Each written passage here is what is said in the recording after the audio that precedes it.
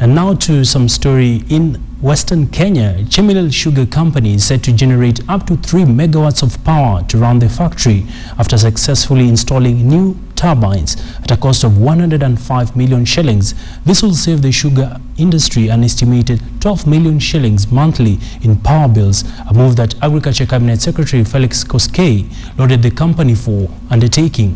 KTN's Victor Ogali with the rest of the details. The new equipment will see the company generate 3 megawatts of electricity to run the factory. In the recent past, Chemelil Sugar has been purchasing 1.5 megawatts from Kenya Point Lighting Company following the breakdown of its 40-year-old turbine. With the new turbines, the sugar miller will save an estimated 12 million shillings on power bills. The turbine installation project is part of the sugar farm's bid to comply with the Common Market for Eastern and Southern Africa moratorium aimed at enhancing competitiveness of millers in the regional market. We've been seeing incremental improvement in as far as production is concerned. The factory now is operating well, though it could be better. It is a step ahead in as far as if you compare with others in terms of its turnaround. We are ready as farmers. When the bill comes in the house, we want the farmers in this area to have 50+1 as the shareholder of sugarcane growing in this area.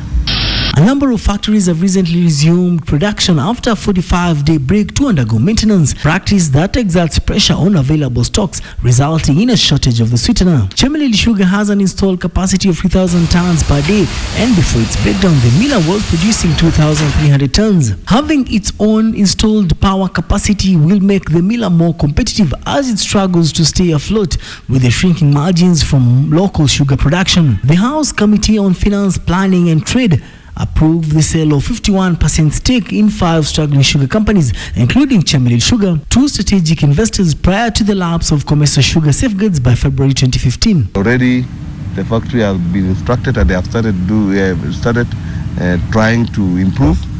Now the irrigation of the seed cane farm has started, about 500 acres that is now being irrigated, and that is one way of using technology to minimize cost of production.